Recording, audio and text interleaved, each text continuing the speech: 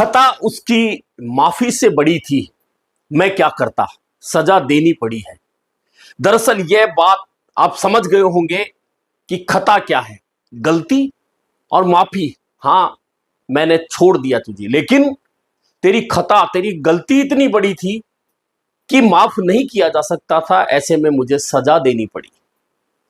और यह जो शेर है वह इतना सटीक है इस समय कहे जाने के लिए, और दो लोगों के बीच जो चल रहा है उसे समझने के लिए भी यह शेर बहुत आसान है तरीका, जिसके जरिए दो लाइनों में आप सारी कहानी समझ सकते हैं कि आज तक यह जो युद्ध चल रहा है, आज तक ये जो झगड़ा चल रहा है, वह क्यों हुआ? क्योंकि खता इतनी बड़ी थी कि मैं चाहता था माफ कर दूं, लेकिन खता ही इतनी बड़ी थी कि माफी नहीं दी जा सकती थी, ऐसे में मुझे सजा देनी पड़ी।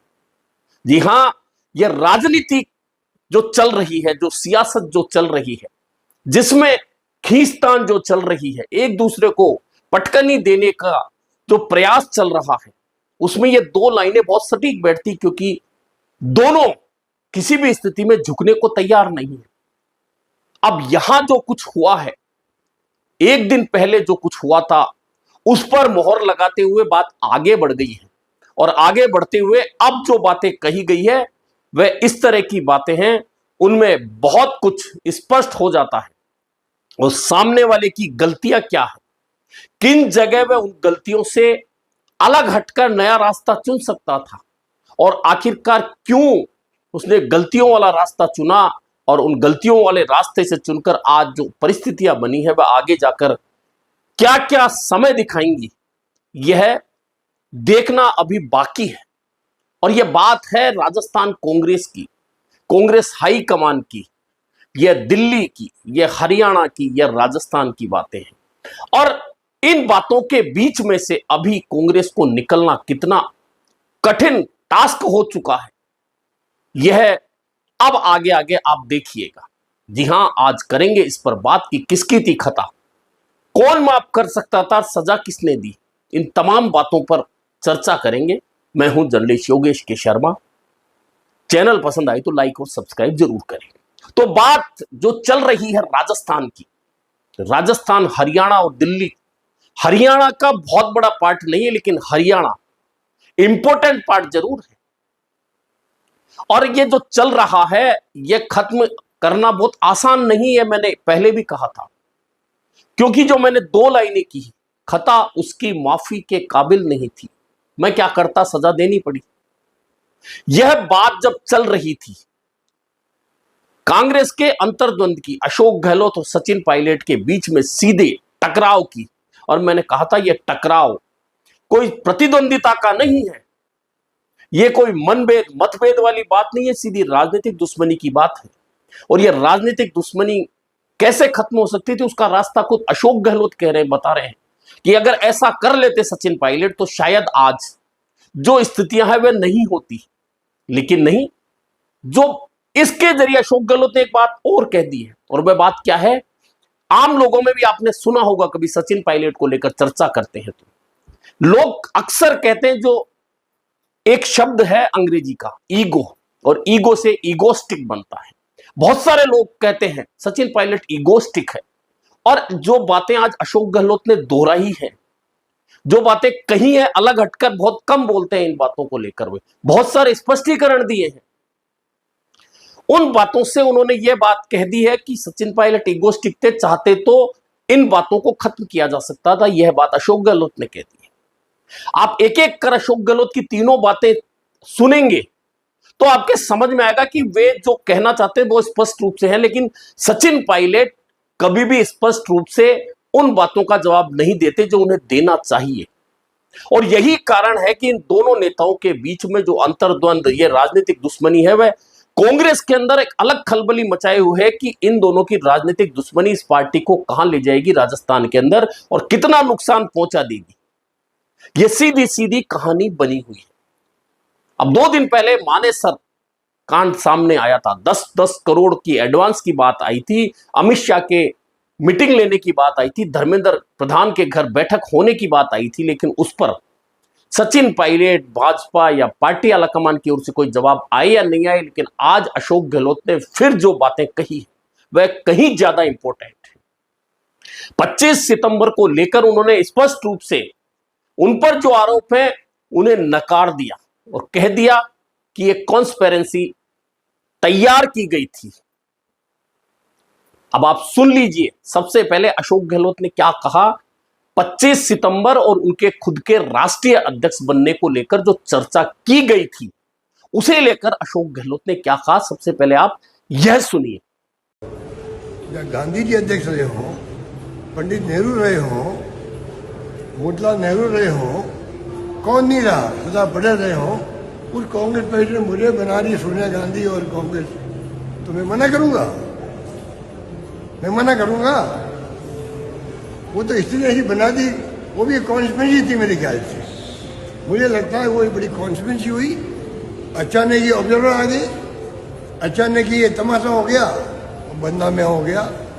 हिंदुस्तान में लोग समझते हैं अशोक गहलोत जो है उसको मुख्यमंत्री रहना था, कांग्रेस अध्यक्ष नहीं बनना था, इसलिए रिवोल्ट हुआ। मुझसे कितने नजदीक आदमी भी देश में है, कितने नजदीक मेरा खुद का मिलने वाला हो, उसके दिमाग में यही बात है कि भाई अशोक गहलोत को मुख्यमंत्री रहना था, इसलिए रिवोल्ट करवा दिया। अब मैं उनको कैसे समझूं? अब आज मैं समझा रहा हूं आपको। खुद अशोक गहलोत ने कहा कि जिस पार्टी के अध्यक्ष गांधी जी रहे हो, नेहरू रहे हो, मोतीलाल नेहरू रहे हो, मैं अध्यक्ष बनने के लिए मना करूंगा? दरअसल वो परिस्थितियां ऐसी बना दी गई, कॉन्स्पिरेसी तैयार कर दी गई, अचानक पर्यवेक्षक आ गए और वह सब कुछ हो गया। मैं क्यों नहीं अध्यक्ष बनता? खुद ने स्पष्ट कर दिया।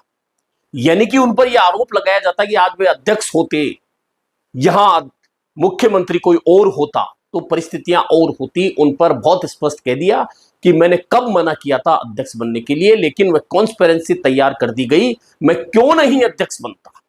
बात सिर्फ यहां अशोक गहलोत ने खत्म नहीं की, इससे आगे बढ़कर उन्होंने फिर कहा, क्या कहा कि गलती सबसे होती है, हमसे भी होती है, सामने वालों से भी होती है, सबसे होती है। लेकिन वह मानेसर का जो कांड हो गया उसके बाद आकर सचिन पायलट को कह देना चाहिए था कि हां मेरे से गलती हो गई, लेकिन आज तक नहीं कहा गया। और मैंने तो जैसलमेर से होटल से निकलते ही यह बात कह दी थी, जब यह पता चला कि वो आ रहे हैं वापस, तब मैंने कह दिया था कि भूलो और आगे बढ़ो। लेकिन आज तक सचिन पायलट ने यह नहीं कहा कि हां मेरे से गलती हो गई। अगर वे ये बात कह देते तो सारी बातें खत्म हो जाती। अब यह बात कहकर अशोक गहलोत ने सचिन पायलट के पाले में गेंद फेंक दी।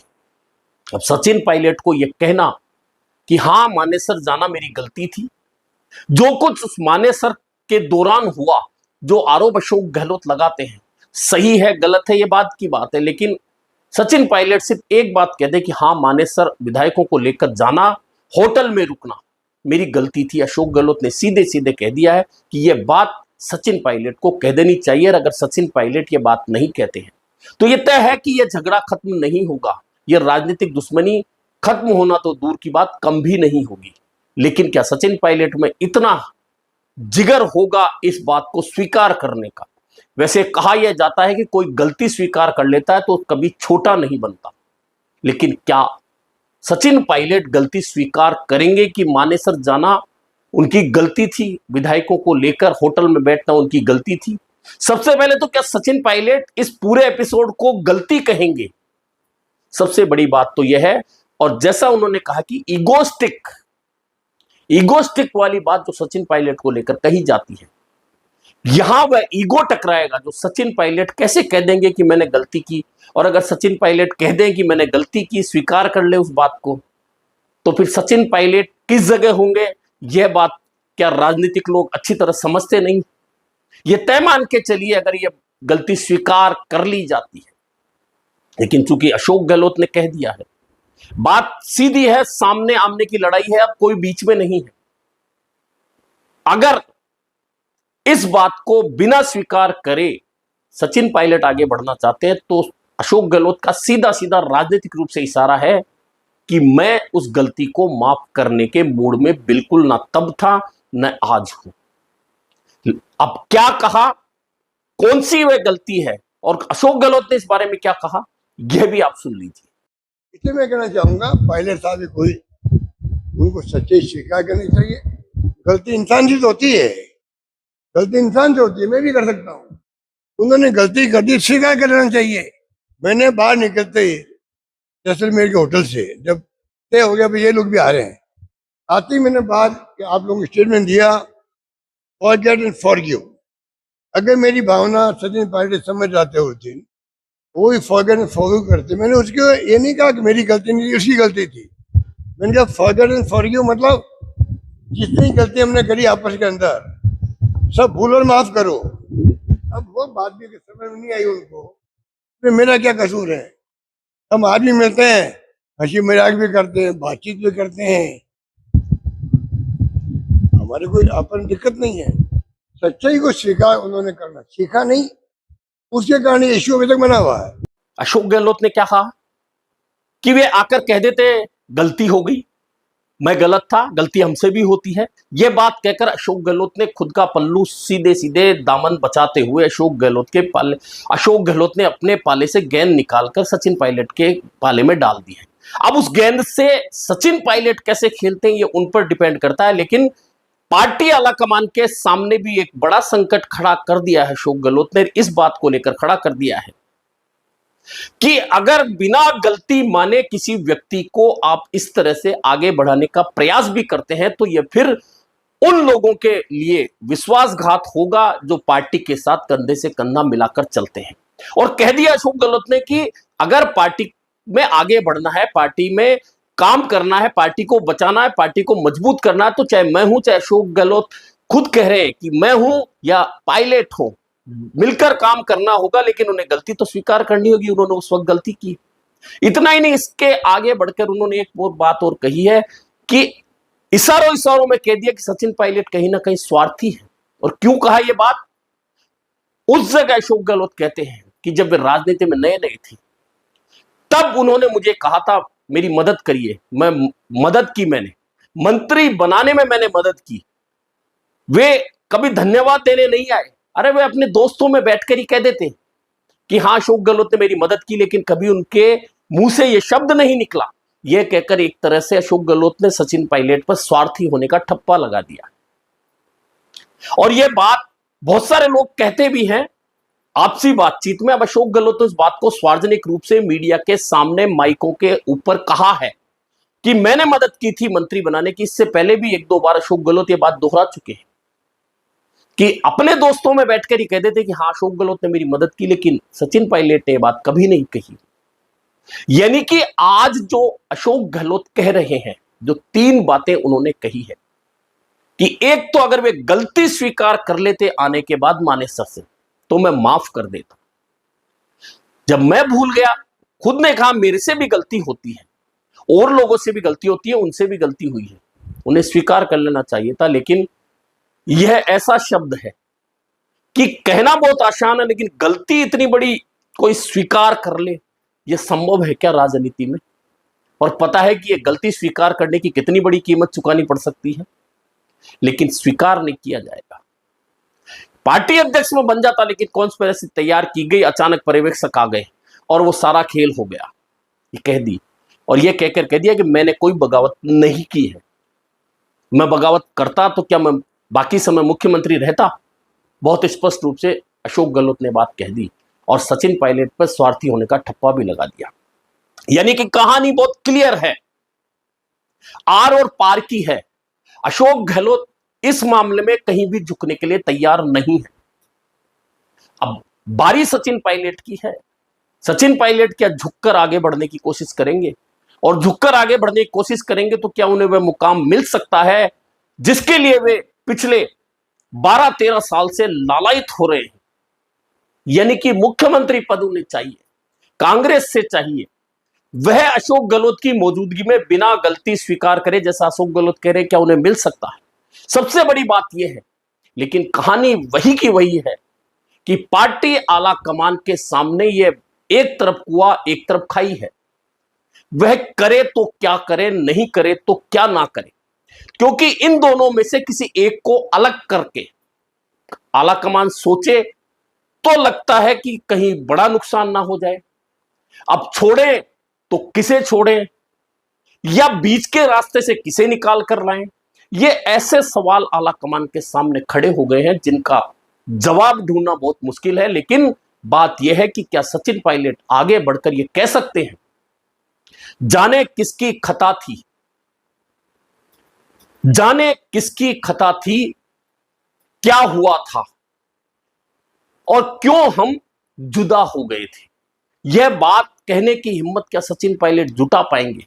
लेकिन जैसा लोग उनको जानते हैं, जो उनके मिलते हैं, जो उनसे चर्चा करते हैं, वे अच्छे तरह से जानते हैं कि ईगोस्टिक की जो छाप सचिन पायलट पे, वह उन्हें यह शब्द नहीं बोलने देगी।